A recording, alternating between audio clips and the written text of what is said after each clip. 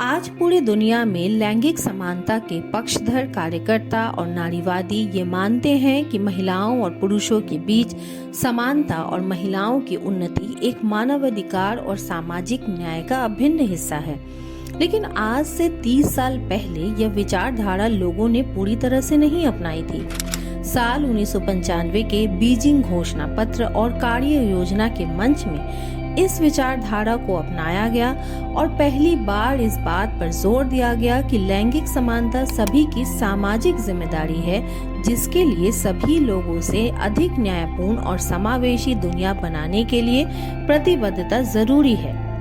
Beijing में साल 1995 में लैंगिक समानता के लिए महिलाओं पर चौथा विश्व सम्मेलन आयोजन किया गया, जो लैंगिक समानता की दिशा में एक महत्वपूर्ण पड़ाव था। बीजिंग घोषणा पत्र और कार्य योजना के लिए मंच, जिसे 189 देशों ने सभी की सहमति से अपनाया था, महिला सशक्तिकरण के लिए एक एजेंडा है।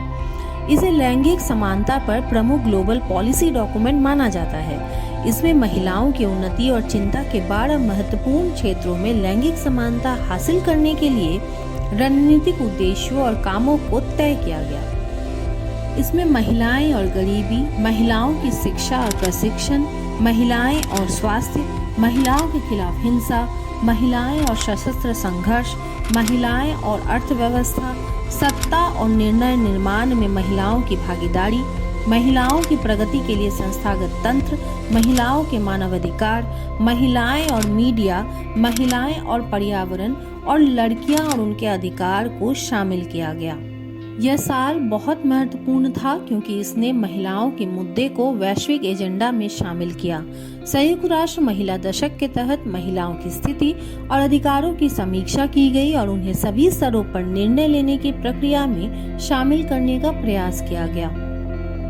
साल 1979 में संयुक्त राष्ट्र महासभा ने convention on the elimination of all forms of discrimination against women को अपनाया, जो साल 1981 में लागू हुआ और लैंगिक समानता के लिए अंतर्राष्ट्रीय मानक स्थापित किया गया।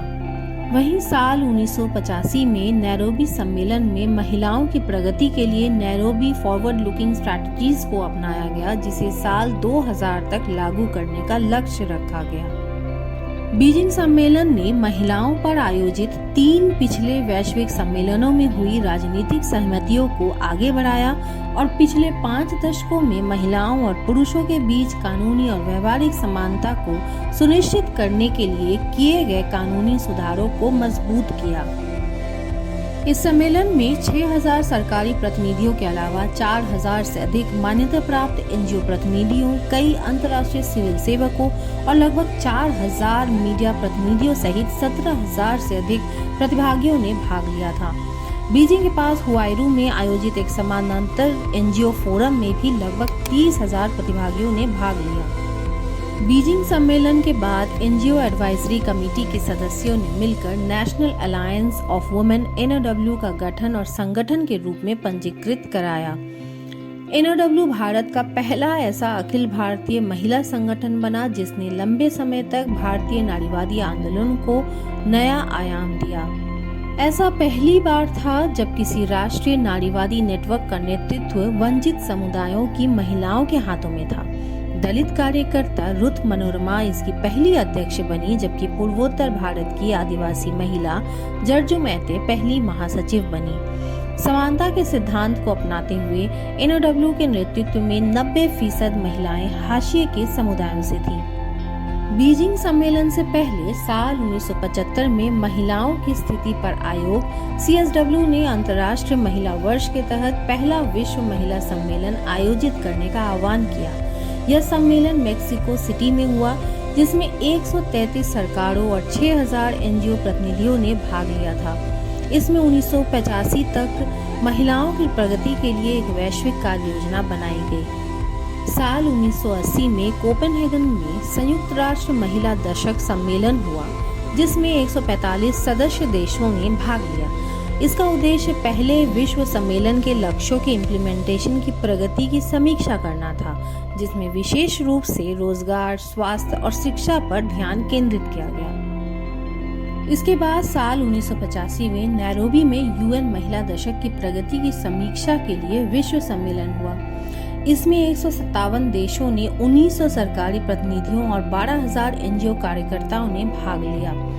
इस दौरान नैरोबी रणनीति अपनाई गई, जिसमें लैंगिक समानता और महिलाओं की शांति और विकास में भागीदारी को प्रोत्साहित किया गया। इन महत्वपूर्ण सालों के बाद साल 2000 में संयुक्त राष्ट्र महासभा ने बीजिंग कार्य योजना की इम्प्लीमेंटेशन की 5 वर्षीय समीक्षा के लिए न्यूयॉर्क में women 2000 gender equality development and peace सम्मेलन आयोजित किया गया। इसमें भविष्य की नीतियों और पहलों पर निर्णय लिया गया। साल 2005 में CSW के 49वें सत्र में बीजिंग कार्य योजना की 10 वर्षीय और साल 2010 में CSW के 54वें सत्र में 15 वर्षीय समीक्षा हुई। वहीं साल 2015 में CSW के 59वें सत्र में 20 वर्षीय समीक्षा की गई। इसमें बीजिंग घोषणा पत्र के पूरे और प्रभावी इम्प्लीमेंटेशन के लिए मजबूत राजनीतिक संकल्प को दोहराया गया और पोस्ट 2015 डेवलपमेंट एजेंडा में महिलाओं की भागीदारी सुनिश्चित करने पर बल दिया गया। साल 2020 लैंगिक समानता की दिशा में एक चुनौतीपूर्ण साल था। कोविड-19 महामारी के कारण CSW के 64वें सत्र को सीमित रूप से आयोजित किया गया। इसमें 25 वर्षीय समीक्षा के तहत वैश्विक, क्षेत्रीय और राष्ट्रीय स्तर पर बीजिंग कार्य योजना के प्रभावी इम्प्लीमेंटेशन के लिए नीति निर्माण को और सशक्त बनाने की प्रतिबद्धता जताई गई। अब बीजिंग प्लेटफॉर्म फॉर एक्शन की 30 वर्षीय समीक्षा और मूल्यांकन संयुक्त राष्ट्र महिला स्थिति आयोग के 69वें सत्र के दौरान मार्च 2025 में आयोजित की जाएगी। साल 2025 लैंगिक न्याय की वैश्विक लड़ाई में अहम है, क्योंकि हम इस ऐतिहासिक घटना के 30 साल पूरे होने को याद कर रहे हैं। हालांकि 30 साल बाद भी महिलाओं के अधिकारों को लेकर कई चुनौतियां बनी हुई हैं। वेतन असमानता, घरेलू हिंसा, शिक्षा तक पहुंच और राजनीतिक भागीदारी में असमानता जैसी चुनौतियां और समस्याएं अब भी मौजूद हैं। बीजिंग सम्मेलन के 30वीं वर्षगांठ पर हमें इस सम्मेलन से मिले सबक को दोहराने और नए समाधान तलाशने की जरूरत है। सरकारों, संगठनों और नागरिक समाज को मिलकर यह सुनिश्चित करना होगा कि लैंगिक समानता केवल एक विचार न रहे, बल्कि जमीनी स्तर पर वास्तविक बदलाव लेकर आए।